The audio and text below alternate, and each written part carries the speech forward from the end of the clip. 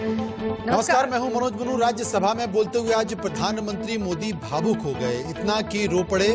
बाएं हाथ के अंगूठे से चश्मे से कोने से वो अपने आंसू पोंछते रहे और कई दफा उन्होंने पानी भी पिया। देश के प्रधानमंत्री भावुक थे, बोल तक नहीं पा रहे थे। रुंधे हुए गले और थरथराए हुए लफ्जों से उन्होंने यादों को सदन के सामने साझा करने की कोशिश की, कई कहानियां भी सुनाई और बात पूरी होने के बाद विपक्ष के नेता गुलाम नबी आजाद को सैल्यूट भी किया। आखिर प्रधानमंत्री मोदी राज्यसभा में भावुक क्यों हो गए और गुलाम नबी आजाद को आखिर सैल्यूट करने की वजह क्या थी? असल में इसके लिए आपको ये रिपोर्ट देखना होगी और खुद समझना होगा।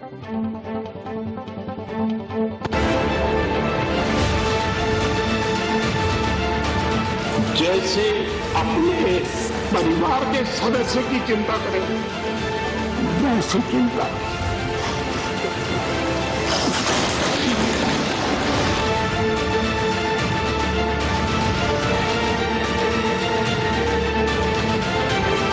राज्यसभा में पीएम मोदी बहुत कुछ कहना चाहते थे, लेकिन कह नहीं पाए। अखबारों में या टीवी माध्यमों में या पब्लिक मीटिंग में लड़ते झगड़ते देखते हो, लेकिन सचमुच में इस छत के नीचे हम जैसे एक परिवार का वातावरण कहीं नहीं होता।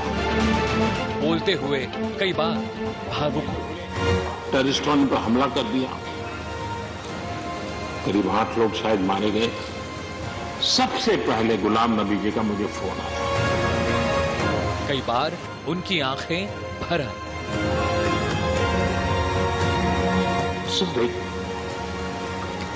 उस रात को एयरपोर्ट से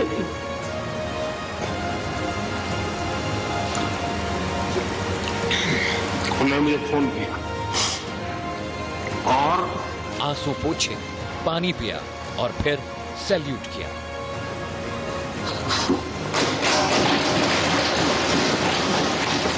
जैसे अपने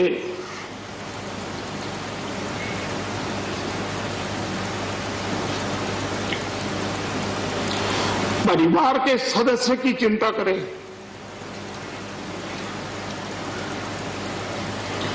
वैसी चिंता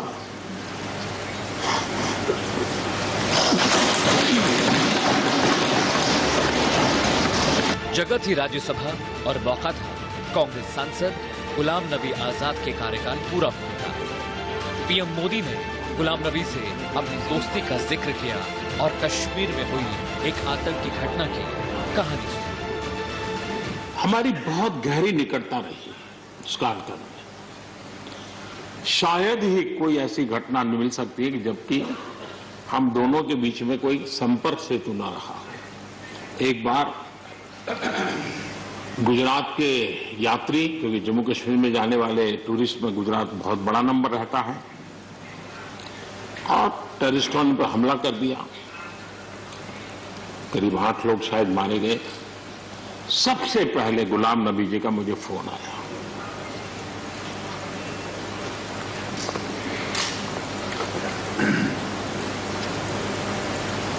और वो फोन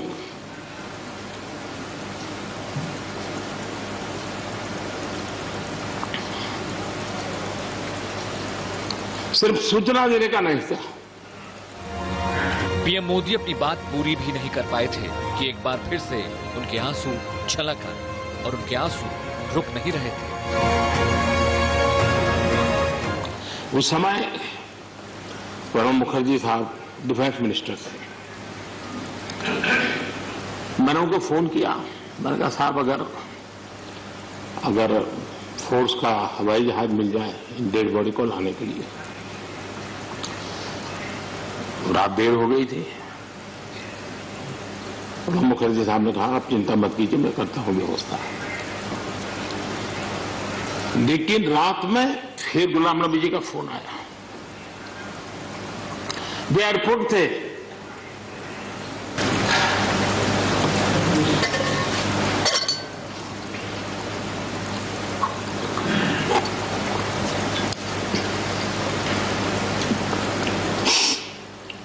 सॉरी, उस रात को एयरपोर्ट से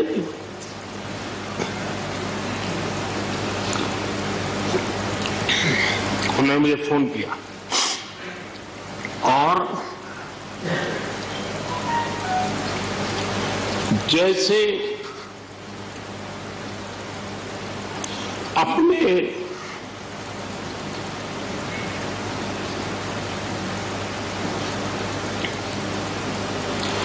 परिवार के सदस्य की चिंता करें,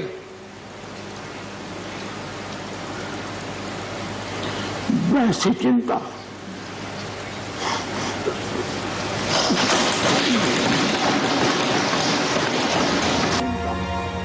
अपनी बात कहते हुए उन्होंने गुलाम नबी आजाद की ओर इशारा किया और अपनी बात आगे बढ़ाई।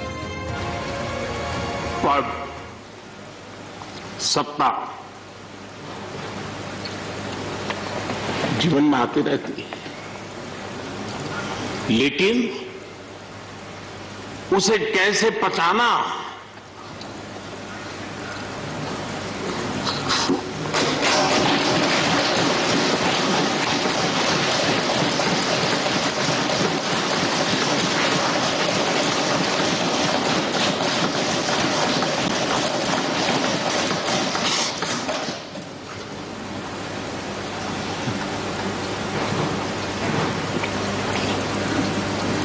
मेरे लिए बड़ा भावुक पल था।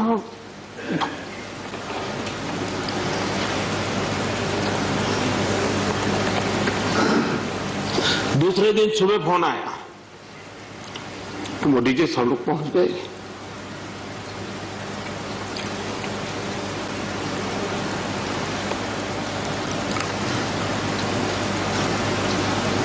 इसलिए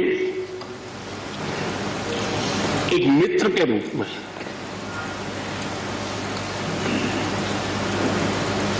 गुलाम नबी जी को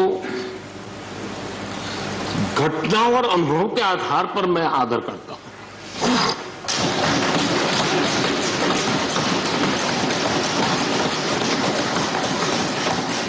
और मुझे पूरा विश्वास है कि उनकी सौम्यता, उनकी नम्रता, इस देश के लिए कुछ कर गुजरने की उनकी कामना, वो कभी उनको चैन से बैठने नहीं देगी। और मुझे विश्वास है कि जो भी दायित्व जहां भी वो संभालेंगे, वे जरूर वैल्यू एडिशन करेंगे, कंट्रीब्यूशन करेंगे और देश उनसे लाभान्वित होगा, ये मेरा पक्का विश्वास है। राज्यसभा में अपनी बात रखते हुए पीएम मोदी कई मर्तबा भावुक हुए। पीएम मोदी ने गुलाम नबी आजाद का उनकी सेवाओं के लिए धन्यवाद किया। मैं फिर एक बार उनकी सेवाओं के लिए आदरपूर्वक धन्यवाद करता हूं और व्यक्तिगत रूप से भी मेरा उनसे आग्रह रहेगा कि मन से मत मानो कि अब आप इस सदन में नहीं हो। आप के लिए मेरे द्वार हमेशा खुले, इन चारों माननीय सदस्यों के लिए खुले हैं। आपके विचार, आपके सुझाव, क्योंकि देश में सब बहुत जरूरी होता है। ये अनुभव बहुत काम आता है, मुझे मिलता रहेगा, ये अपेक्षा मैं रखता ही रहूंगा। आपको मैं निवृत्त होने नहीं दूंगा। फिर एक बार बहुत शुभकामनाएं, धन्यवाद। पीएम मोदी के बोलने के बाद बारी गुलाम नबी आजाद की आई। उन्होंने भी जब गुजराती टूरिस्ट पर हमले का जिक्र किया तो उनके आंसू भी छलक आए। मैं 2005 में जब चीफ मिनिस्टर बना नवंबर में, और मई में जब दरबार कश्मीर में खुला तो मेरा स्वागत गुजरात के मेरे भाइयों और बहनों की कुर्बानी से हुआ। मैं अभी 2 ही दिन पहले पहुंचा था, तो वहां स्वागत करने का मिलिटेंट का यही तरीका था कि आप हत्या करो गरीबों की तो वही स्वागत होता। उसका मतलब था कि हम हैं, इस गलतफहमी में न रहना। निषाद बाग जो कि राजभवन के साथ वहां बस से, उस पर लिखा था गुजरात की बस, उसमें हमारे तकरीबन 40-50 गुजरात के हमारे भाई बहनें टूरिस्ट, उस पे उन्होंने ग्रेनेड लगाया और मेरे ख्याल में दर्जन से ज्यादा लोग वहीं हताहत हो गए और कई जख्मी हो गए। मैं फौरन तुरंत जगह पे पहुंचा, लेकिन तब तक पुलिस ने वो हटा दिया था। फिर मैं जैसे माननीय प्रधानमंत्री जी, इन्होंने भी डिफेंस मिनिस्टर से बात की, मैंने प्रधानमंत्री जी से बात की। राज्यसभा में अपने भाषण के दौरान कश्मीर में हुए आतंकी हमले के बारे में बात करते हुए गुलाम नबी आजाद का गला भी कई बार रुंधा। तो जब मैं एयरपोर्ट पे पहुंचा तो इन बच्चों ने, जिसका किसी का पिता मर गया था, किसी की मां मर गई थी, वो रोते रोते मेरे टांगों से जब लिपट गए तो मैं जोर से मेरी आवाजें निकल गई, ये खुदा ये क्या तुमने किया। मैं कैसे जवाब दूं इन बच्चों को, मैं कैसे जवाब दूं उन बहनों को जो यहां तफरी के लिए आए थे, सैर के लिए आए थे, और आज मैं लाशें लेकर इनके हवाले कर रहा हूं उनके माता पिता की। तो ये भावुक होने की जरूरी बात। आज हम ये अल्लाह से, भगवान से यही दुआ करते हैं कि इस देश से मिलिटेंसी खत्म हो जाए, इस देश से आतंकवाद खत्म हो जाए। सदन में गुलाम नबी आजाद ने पीएम मोदी और गृह मंत्री अमित शाह से कहा कि कश्मीर को वो दोबारा आशियाना बनाए। तो हम उस आशियाने को, आप दोनों यहां बैठे हैं, उसको फिर आशियाना बनाए जो इस वक्त उजड़ा हुआ है, उसके लिए हम सबको प्रयास करना। और मुझे, जैसे मैंने बताया, बहुत काम कर चुके हैं, सेवा कर चुके हैं, आशीर्वाद सबका मिला है। मैं यही कहूंगा, दिल ना उम्मीद तो नहीं, नाकाम ही तो है। दिल ना उम्मीद तो नहीं, नाकाम ही तो है। लंबी है गम की शाम, शाम ही तो कितनी लंबी होगी। सवेरा तो आई, विंटर में जरा लंबी होती है, तो लंबी है गम की शाम, मगर शाम ही तो है। सवेरा तो फिर आ जाएगा। पीएम मोदी के भावुक राज्यसभा संबोधन के कई मायने थे। पहला मतलब तो ये कि संसद में सदस्य होते हैं जो एक परिवार की तरह देश को आगे ले जाने का काम करते हैं। यहाँ कोई छोटा या बड़ा नहीं होता या किसी पार्टी का नेता नहीं होता। पीएम मोदी ने जिस खुले मन से राज्यसभा में गुलाम नबी आजाद की तारीफ की, वो इस बात को साबित करता है कि गुलाम नबी आजाद सिर्फ एक आदर्श नेता नहीं, बल्कि एक मजबूत विपक्ष भी रहे। Amit Singh, India news, Delhi.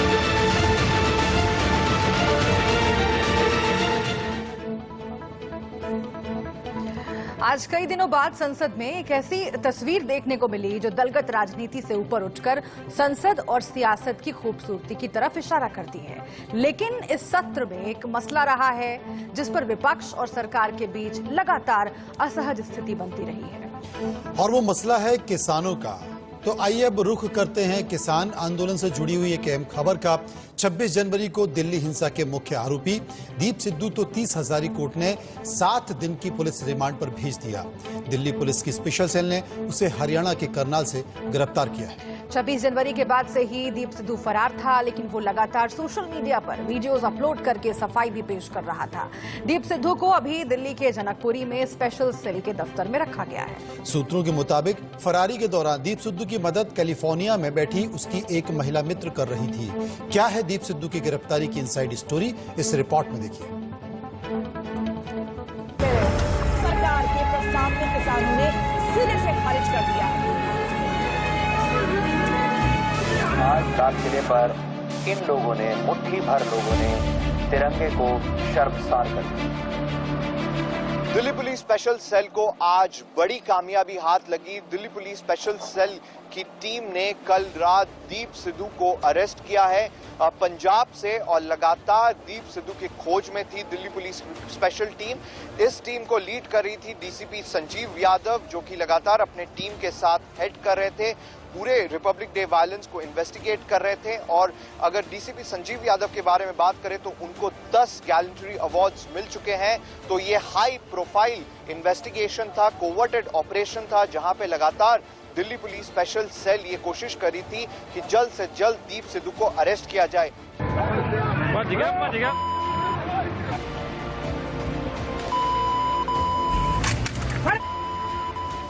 दिल्ली में 26 जनवरी को किसान ट्रैक्टर रैली के दौरान लाल किले पर हुई हिंसा के मामले में मुख्य आरोपी दीप सिद्धू को गिरफ्तार कर लिया गया है। 15 दिन से फरार रहे दीप सिद्धू को दिल्ली पुलिस की स्पेशल सेल ने मंगलवार को दबोच लिया। दिल्ली पुलिस ने दीप सिद्धू पर 1 लाख रुपए का इनाम भी रखा था। 26 तारीख को लाल किले और दिल्ली के अन्य भागों पर जिस तरह से हिंसा और उपद्रव संगठित हुआ था, उसमें ये दीप सिद्धू नामक का शख्स प्रमुख भूमिका निभाया था। इसकी तस्वीरें पब्लिक डोमेन में है, आप सबने देखा है। इस आरोपी दीप सिद्धू के ऊपर 1 लाख रुपया का इनाम भी घोषणा किया गया था। इस आरोपी दीप सिद्धू को दिल्ली पुलिस की स्पेशल सेल की टीम ने गिरफ्तार कर लिया है। आगे की तफ्तीश जारी है। दीप सिद्धू ने कुछ दिन पहले ही फेसबुक लाइव के जरिए किसान नेताओं को खुली चुनौती दे दी थी। खुद को गद्दार कहे जाने से नाराज सिद्धू ने किसान नेताओं को धमकी दी थी कि अगर उन्होंने अपना मुंह खोला तो किसान आंदोलन के अंदर की बातें खुलनी शुरू हो जाएंगी, तो इन नेताओं को भागने का रास्ता नहीं मिलेगा। ਤੇ ਹੁਣ ਮੋਰਚੇ ਦਾ ਉਹ ਪੜਾ ਵੀ ਜਿੱਥੇ ਜੇ ਅਸੀਂ ਏਕਾ ਨਾ ਬਣਾ ਕੇ ਰੱਖਿਆ ਤੇ ਸੱਦਾ ਨਾ ਦਿੱਤਾ ਤਾਂ ਫਿਰ ਭਵਿੱਖ 'ਚ ਇੱਕ ਬਹੁਤ ਵੱਡੀ ਗਲਤੀ ਜਿਹੜੀ ਸਾਨੂੰ ਉਹਦਾ ਜਵਾਬ ਦੇਣਾ ਪਊਗਾ। ਸਾਡਾ ਇਤਿਹਾਸ ਵੀ ਤੇ ਸਾਡਾ ਭਵਿੱਖ ਵੀ ਸਾਡੇ ਤੋਂ ਜਵਾਬ ਮੰਗੂਗਾ। दीप सिद्धू की गिरफ्तारी के बाद किसान नेता राकेश टिकैत की भी प्रतिक्रिया आई। टिकैत ने क्या कुछ कहा, सुनिए। भाई कर लिया होगा, केस रजिस्टर था, उसमें हम क्या करें? नहीं ढूंढ लिया होगा, उसकी जांच होनी चाहिए ना कि कौन लेकर गया वहाँ पे। जांच होनी चाहिए, जांच होनी चाहिए, पूरे प्रकरण की जांच होगी और जांच पे ही कोई कार्रवाई हो। जांच होनी चाहिए पूरे प्रकरण की। गिरफ्तारी के बाद दिल्ली पुलिस के सूत्रों ने खुलासा करते हुए बताया कि दीप सिद्धू कैलिफोर्निया में रहने वाली एक महिला मित्र और अभिनेता के संपर्क में था। वो वीडियो बनाता था और अपनी दोस्त को भेजता था, जिसके बाद वो उन वीडियोस को फेसबुक पर अपलोड किया करती थी। तो बाद में वो छुपाने की कोशिश की, लेकिन पूरे देश से आवाज उठी, जो असली गुनहगार है लाल किले के तिरंगा के अपमान करने वाले, उसको गिरफ्तार करो। जिसके रिश्ते कहां पहुंच गए थे, लेकिन ठीक है, अब पुलिस ने गिरफ्तारी की है। किसान आंदोलन बदनाम करने की वो एक बहुत बड़ी साजिश थी, वो नाकाम है। कि मैं पहले दिन से बात कह रहा हूं कि जब वो आदमी इनकी मिलीभगत से आंदोलन में शामिल हुआ, वीडियोस बना रहा था, पूरे तैयारी के साथ, योजना के साथ अंदर आया, उस समय कार्रवाई क्यों नहीं की? आज देश को ये अपमान क्यों सहना पड़ा? आज लाल किले का अपमान क्यों हुआ? तिरंगे का अपमान क्यों हुआ? इसका जवाब देना चाहिए। आपने कांड कर दिया पूरे तरफ, चारों तरफ जब हल्ला मचा तो बड़ी मुश्किल से तो आपने एफआईआर दर्ज की। अब जब चारों तरफ से ये सवाल उठ रहा है कि भाई आपने गिरफ्तारी नहीं क्यों की, तो आप गिरफ्तारी कर रहे हो। दिल्ली पुलिस से छुपने के लिए उन्होंने एक वॉलंटियर का जैकेट भी चुरा लिया था, जो कि जिससे कि वो क्राउड में मिल जाए। और लगातार दिल्ली पुलिस स्पेशल सेल उनकी खोज कर रही थी, उनके क्लोज एसोसिएट्स की खोज कर रही थी और 1 लाख का इनाम भी रखा था। और दीप सिद्धू ने ये कहा था कि वो बड़े किसान नेताओं का नाम भी खुलासा कर सकते हैं और लगातार दिल्ली पुलिस उनसे पूछताछ कर रही है और थोड़ी देर में उनको दिल्ली कोर्ट पे पेश किया जाएगा और रिमांड के लिए उनको कहा जाएगा कि पुलिस रिमांड मिली जाए, जिससे और भी ज्यादा जानकारी मिल जाए। कैमरा पर्सन पवन चौधरी के साथ Sabyasachi Roy Chaudhary, India news, Singhu border. तो चलिए इसी खबर पर बात करने के लिए सीधे चलते हैं अपने संवाददाता अजीत श्रीवास्तव के पास। अजीत, ये जो आंदोलन है करीब 3 महीने होने वाले हैं और सबसे बड़ा सवाल है कि आंदोलन शुरुआत हुआ किसानों की मांग को लेकर, लेकिन इसमें कई ऐसे चेहरे दिखाई दे रहे हैं, कई ऐसे मुद्दे दिख रहे हैं जो मांगों से ज्यादा विवाद में तब्दील होते रहे। बाकी के किसान नेता दिखाई नहीं दे रहे हैं, आखिर वो क्या कहते हैं इन तमाम बातों को लेकर? देखिए साथ में सियासत है और सियासत में हर कोई अपने पायदान और फायदे की बात करता नजर आता है। किसान नेता हो या तमाम जो राजनेता हैं, हर कोई अपनी राजनीतिक रोटियां सेकने में जुटा हुआ है। किसान लगातार ये कहता नजर आ रहा है कि आखिर कहां से आया, कौन आया। लेकिन यही जो दीप सिद्धू है, जब पंजाब से इनके संगठन के साथ दिल्ली आया, तमाम संगठन के नेताओं के साथ बातचीत करता है, तो उस पर कोई बातचीत नहीं करने को राजी होता। लोग कहते हैं हाँ, पुलिस तलाश कर रही है, पुलिस ने FIR दर्ज की है, गिरफ्तारी हो गई, अच्छी बात है। लेकिन वो कहां से आया, क्यों मिला, उनसे बातें क्या कर रहा था, इन तमाम बातों को भी उन नेताओं को बताना चाहिए, रखना चाहिए और साबित करना चाहिए कि हाँ, इस किसान आंदोलन में अगर कोई गलती हुई, सियासत एक तरफ चल रही है। अजीत, बहुत शुक्रिया आपका इस पूरी जानकारी के लिए। जाहिर है दीप सिद्धू की गिरफ्तारी दिल्ली पुलिस के लिए एक बड़ी कामयाबी है और आगे जैसे जैसे पूछताछ बढ़ेगी उसके बाद और भी इसके जो खुलासे हैं वो हो सकते हैं। छोटे से